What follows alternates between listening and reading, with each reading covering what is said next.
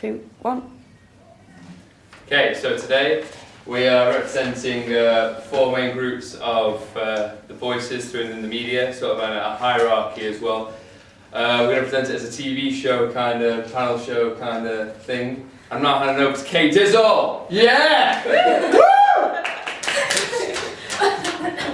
Welcome to this morning's show. I'm Kelly, leader of the Dirty Journos. Today we're going to be looking at the different perspectives of contributors and collectives of the media. We have the cool peeps, bloggers and tweeters, the so-called Dirty Journos, the laws of gov, and finally those corporate pigs.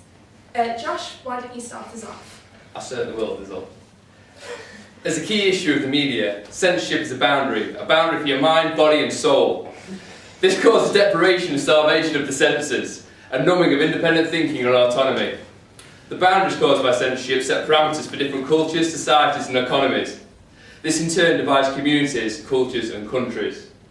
Funke and Wagnall's New Encyclopedia defines censorship as the media suppressing parts of thought to be objectionable or offensive, another parameter and agent of control. That's not the real news though. You don't know what the real news is because they don't tell you what the real news is. Television, films, periodicals, everything that the media generates is all false. I blame the corporate pigs.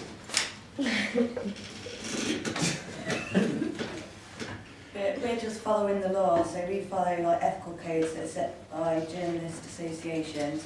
We also follow codes of practice which are formed from independent bodies which follow wide public consultation, and our standards are measured by the Press Complaints Commission. We also have to follow something called the Obscene Publications Act, where we can't publish anything that may cause any harm to any other individuals.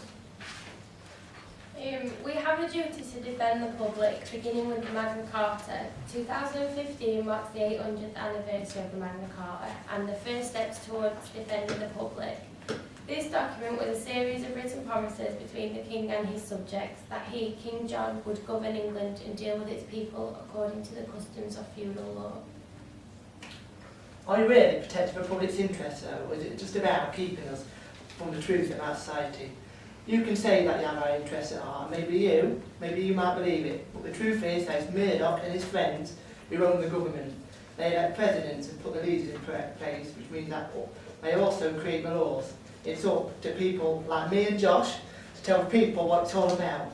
My followers on Twitter deserve to know what's happening, but people who read my blog deserve to know what's happening. It's our job to do that because all you dirty journos, all you are bothered about is tapping phones and victimising people just because of their gender, sexuality, or even because of the colour of their hair.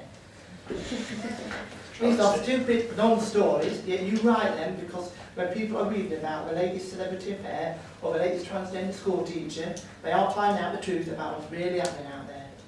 I know what's really going on, that scares you to death. My followers want to know what's really going on, but not what you decide to tell us, because you think it makes a good story. People have died because of what you've written about. They're victimised and trapped in their own homes because of your lies that made them outcast from society. You should be ashamed of yourselves. You think that we always want to write and broadcast what we do. We are trapped by the chains of the law and the companies that own us, and what we write. There is no freedom of the press, and at least you individuals have more freedom to write what you want without being criticised by the public, told off by your bosses when you want to write something they don't like, and finally you aren't made to censor your writing because of government laws. You blame us journalists for the problems with censorship and other issues with mass media, but for the obvious truth, you just need to look above you, us on the hierarchy. They are the ones that make us journalists censor what we write. We have no control over what we write. You corporate lot are some of the richest people in the world. Do you even care or want to take responsibility for the mistakes us journalists supposedly make? I think not. Look, you can either take my payoff bribe or you're fired. You can put it that way. That's it, it's the kind of hierarchical capitalist control that dictates the media in our lives. I'm AJ LeBlanc, I'm an American journalist who was closely associated with The New Yorker. I believe that freedom of the press is guaranteed to those who own one. The individuals, businesses and organisations that own a media publication are able to publish information and opinions without government interference. Therefore, the more that control is concentrated into fewer hands, the less of a real democracy the nation becomes. Once you control the ideas, you control what people vote for. The more control over media you have, the easier it is to control the vote. The United Kingdom has a strong tradition of public broadcasting, and the BBC, which is publicly funded, is editorially independent. Ownership of private media outlets is concentrated in the hands of a few large companies, including News Corporation, and many of the national newspapers remain aligned with political parties. Following the News of the World scandal, critics of the existing media structure, including Lord Justice Leveson, argued for stricter ownership rules. The broadcast regulator, Ofcom, however, argued against absolute limits on ownership and concluded in its regular review, published in November 2012, that the current system did not need any immediate changes. Few commercial news radio stations exist, and the handful in operation are reportedly struggling financially. The BBC offers a wide range of regional and local radio stations.